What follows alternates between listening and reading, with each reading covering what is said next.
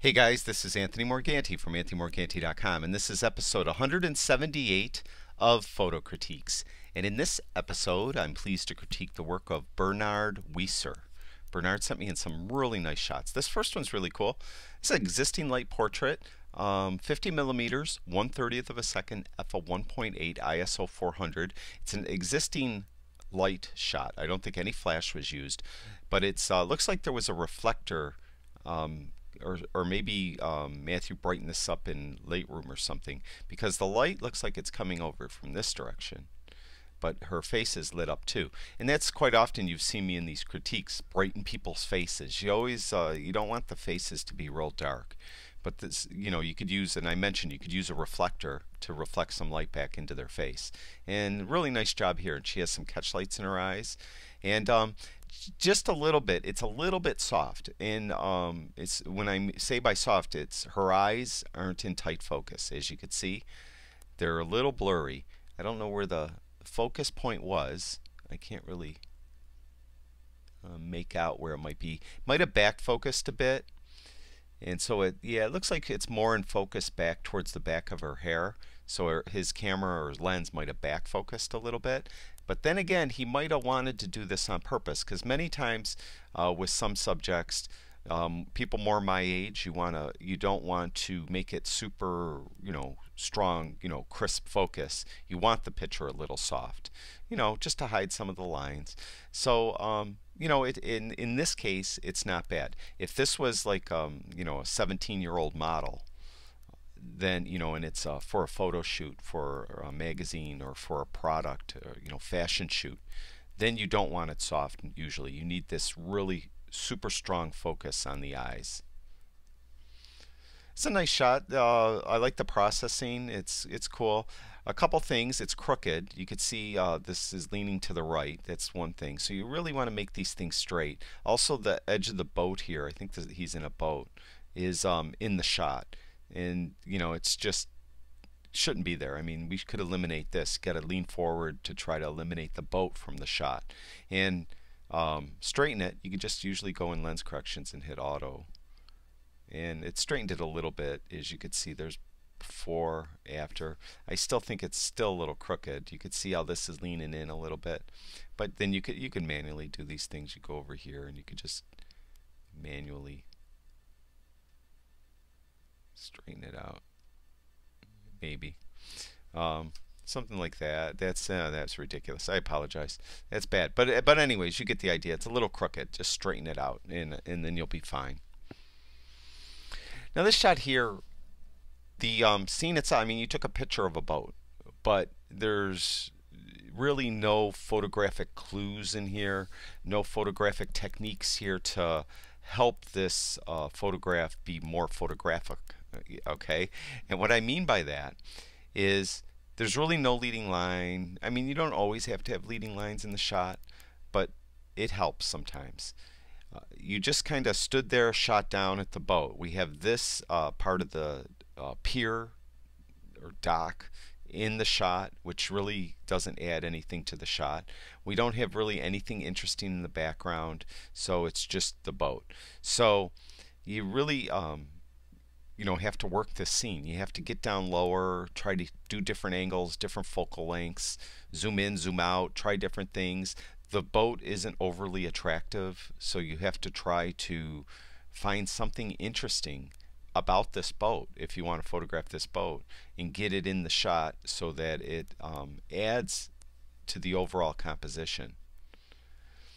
This too, I mean, you got a nice scene here, but we got this boat which is half in sun, half in shade. It's pointed right at you, so we're not really seeing a lot of it because it's vertical in the shot.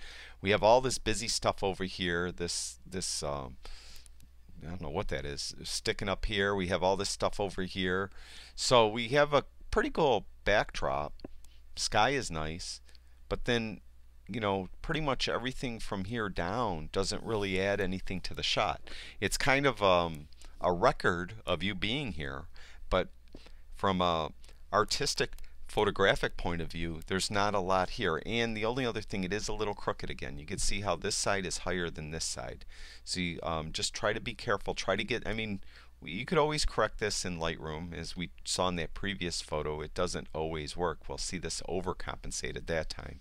See, Lightroom's pretty smart and gets it right most of the time, but in this case, in these last two shots, it didn't.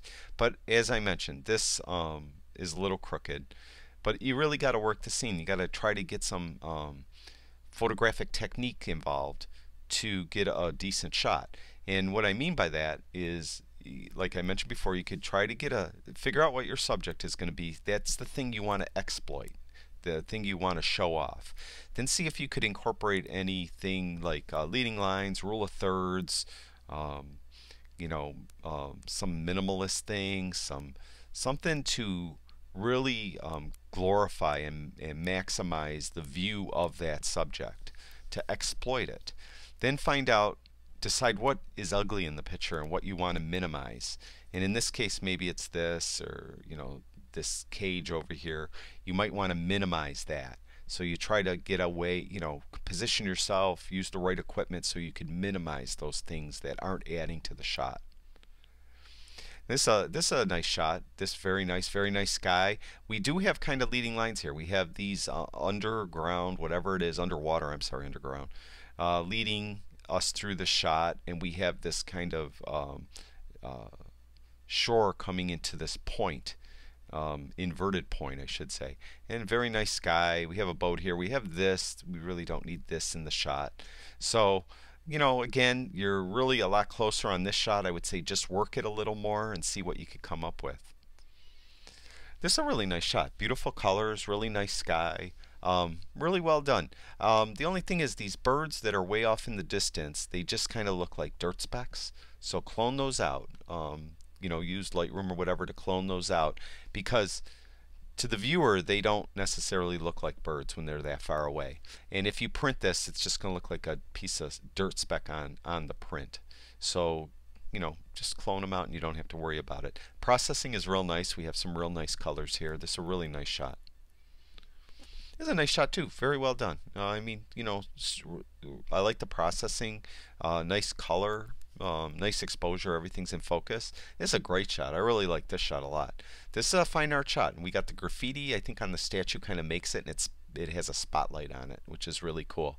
And all this is dark back here, but that's all right. This is a photographic technique where we're putting the emphasis on the subject and making it stand out from the background, and in this case making the background real dark and the subject much brighter. It does that, and it's a really nice shot. Very well done. This is a really nice shot too. We have the leading line of the river going through the town. It was 30 seconds at f of 8, ISO 400, 50mm lens again. Really well done. This shot's cool. I like this shot too. The eye peeking through. Now this one, you work the scene. You used a photographic technique of framing to show off the subject. Really cool. I would work the scene, see what else you could come up with. It looks like there's, we got stuff over here we might not need in the shot. Maybe you could go to your left and use these two trees to frame this. Go to your right, maybe there's something else we could do. And you did a really nice job. You're exploiting this, and you're using the framing to help exploit it. And very well done. I think that's the last one. Yep, that's the last one. Thank you, Bernhard, very much for sharing your work with us. I really appreciate it. I'd like to thank everyone that watches all my videos. Thank you very much. If you guys have time, go over to my website, anthonymorganti.com. I got all kinds of stuff over there. And if you would, I'd really appreciate it if you went to YouTube and subscribed to my YouTube channel. That's it for now. I'll talk to you guys soon.